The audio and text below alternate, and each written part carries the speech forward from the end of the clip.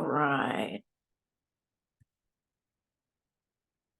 Okay, so again, the name of today's talk is What Path Are You On Today? It is number 8 in the series, I Am the Place Where God Shows Up. And so the song was Imagine by John Lennon. That version was by Pentatonics.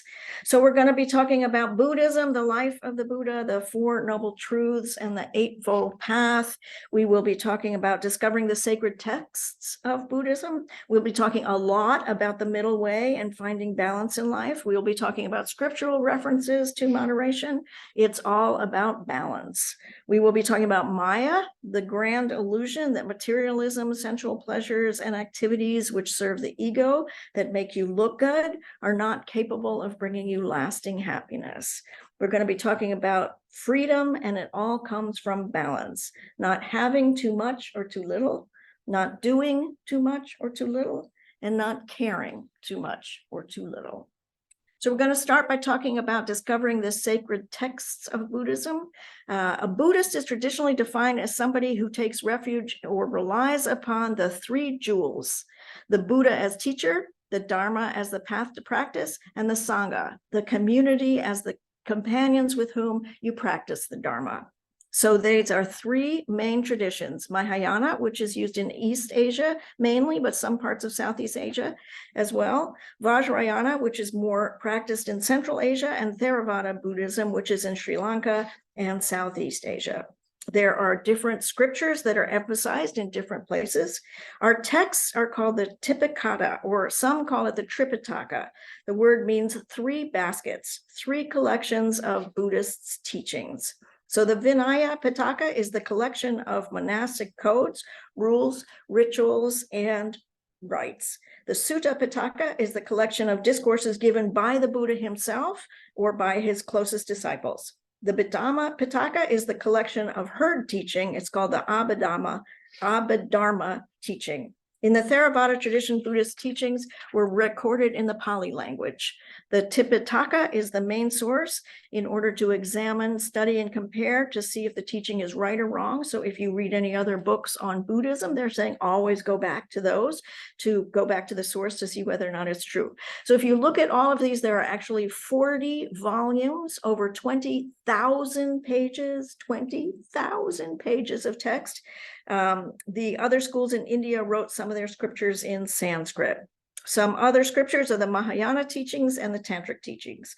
So Dharma is the Sanskrit word that actually has many different meanings. Sometimes it means the body of teachings, and it stems from the Buddha's activity. It is considered direct personal advice from one master to his disciples. Monks have two tasks. So they are learning and teaching. They must know all of the precepts. So there are 227 precepts. They are in what's written the Patanaka.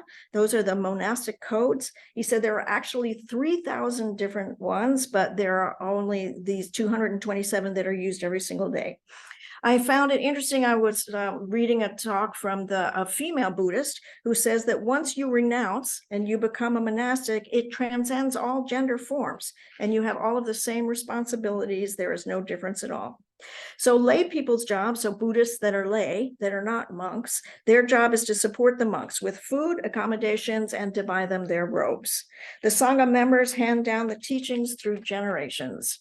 So two of the sutras that are the most well-known are the Diamond Sutra. That is where the Buddha explains that there's no such thing as the not changing self, that the self is always changing, and the Lotus Sutra, which is regarded as being one of the key texts containing the teaching of the Buddha, where the key doctrine is that all sentient living beings can attain Buddhahood in their current existence. Every single person alive can do it. So we're going to talk a little bit about the life of the Buddha, the Four Noble Truths, and the Eightfold Path. So the person who we know as the Buddha was born as Siddhartha Gautama. He was born into a wealthy Indian royal family in modern-day Nepal. So he was born either in 563 or 480, depending on who your reference is. So I'm just going to so again, 563 to 480. So that's 6 centuries before Christianity. So it's really important that we understand that Buddhism goes way, way back. I'm going to be pulling some quotes from the Dhammapada, and it's shocking to me how it is what we teach in New Thought. It is, and again, so we're talking now, if you think of the fact that we're in 2000 now, and this was 600 before, Christianity, that's 2,600 years ago, but the quotes quotes that they use are still relevant today. So again, he was born into a very rich family. He was not allowed out of the palace. He had been told that he was going to be a great leader when he was born. One of the mystic psychic people told him that he was going to be a leader, and his father, who was the king, didn't want him to be too compassionate and too soft, so he wanted to protect him from anything, so he kept him inside the palace walls. He never went outside the palace walls at all. He had absolutely everything he needed until the age of 29. He never literally ever left the palace walls. So when he finally went out, he saw what is called the four sights. Number one is the old man. He saw an old man. The second is that he saw a sick man. The third is that he saw a dead man. And the fourth is that he saw a sadhu. So a sadhu is a holy man who has rejected the world in order to live a spiritual life. So he came to an understanding that all beings suffer. There is no escape. And he was determined to find a way to overcome life's sufferings so that all beings, not just him, but so all beings could find contentment. He left his wife. He actually had a child and a wife. He left his wife and his child to become a sadhu. And he lived a disciplined life that was focused on spirituality. So this disciplined life, this great renunciation is what it's called. He had to renounce worldly pleasures, materialisms, in order to find happiness. So for the next 6 years, he studied meditation and other spiritual disciplines. He did not find happiness. He practiced what is known as asceticism, which is severe self-discipline, along with 5 other holy men. So he withdrew from the world. He gave up physical pleasures. He gave up eating and sleeping. He gave up eating so much that he almost starved to death. After practicing asceticism, he realized that neither the life of luxury nor removal of all physical comfort could bring true, lasting, and genuine happiness.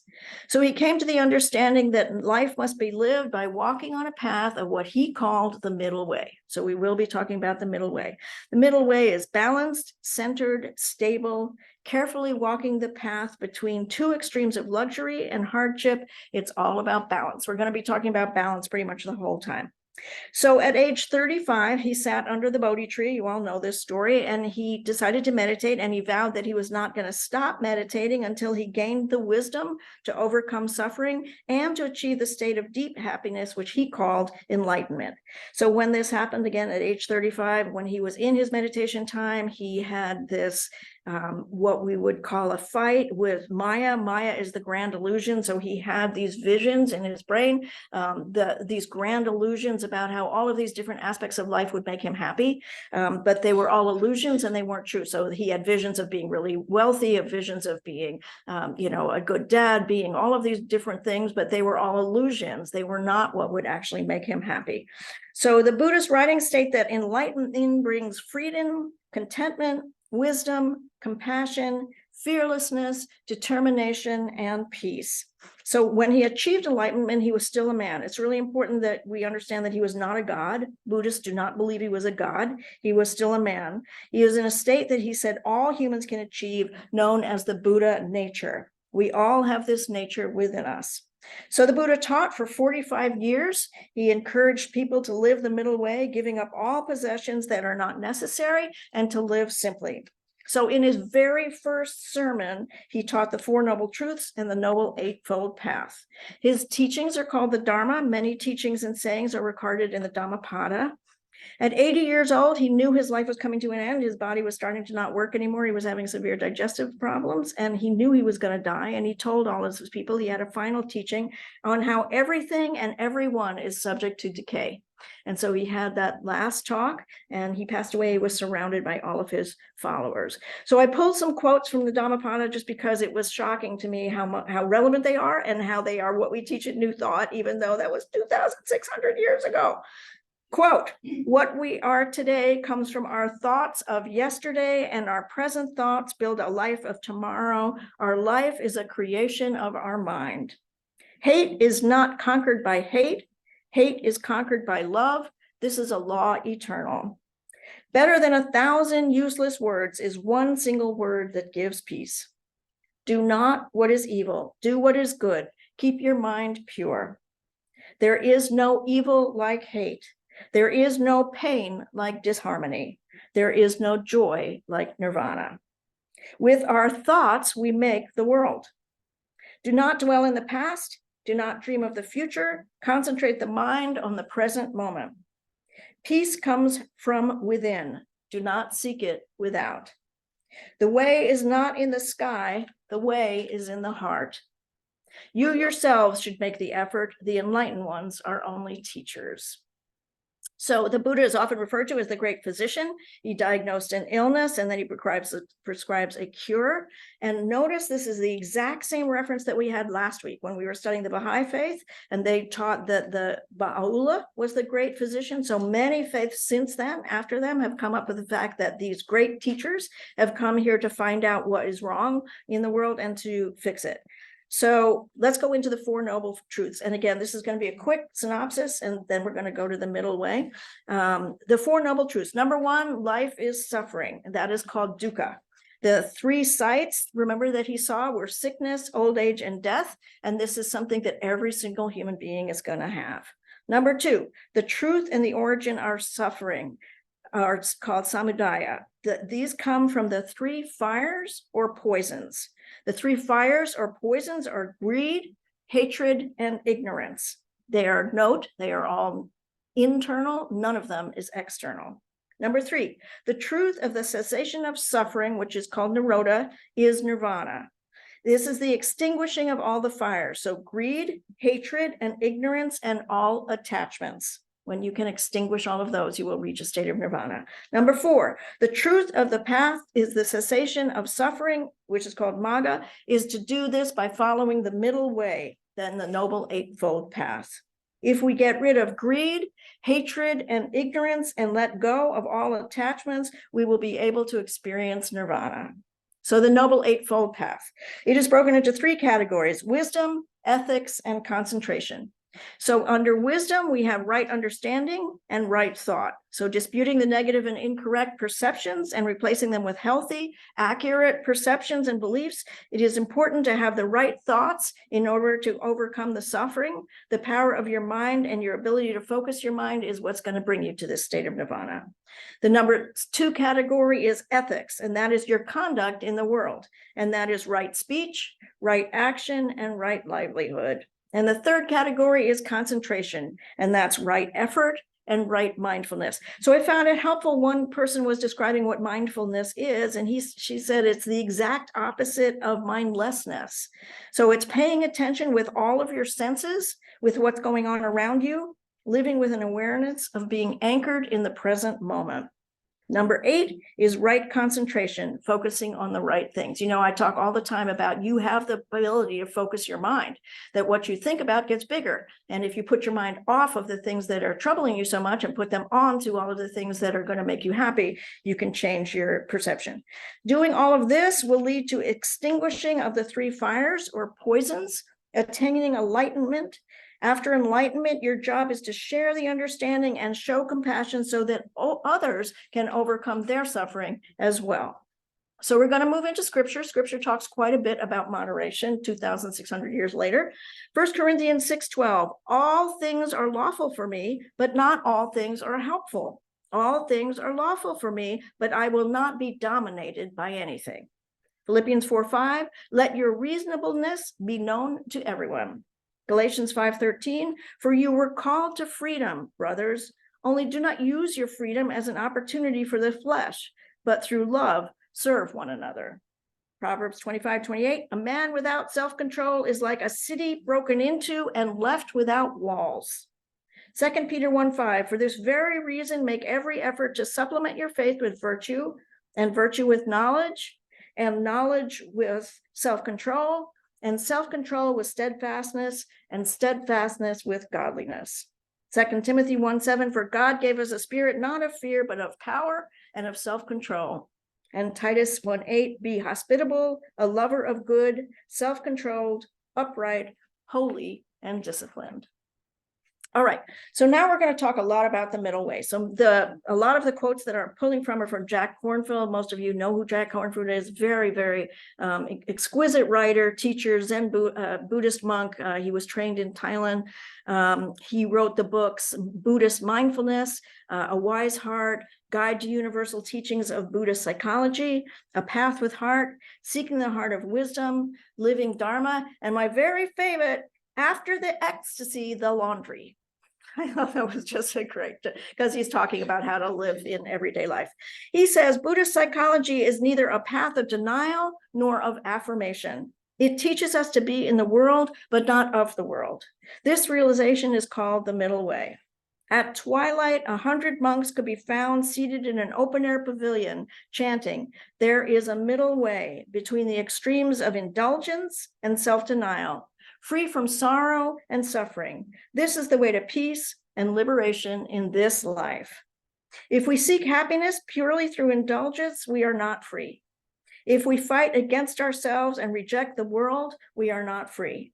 It's the middle path that brings us freedom.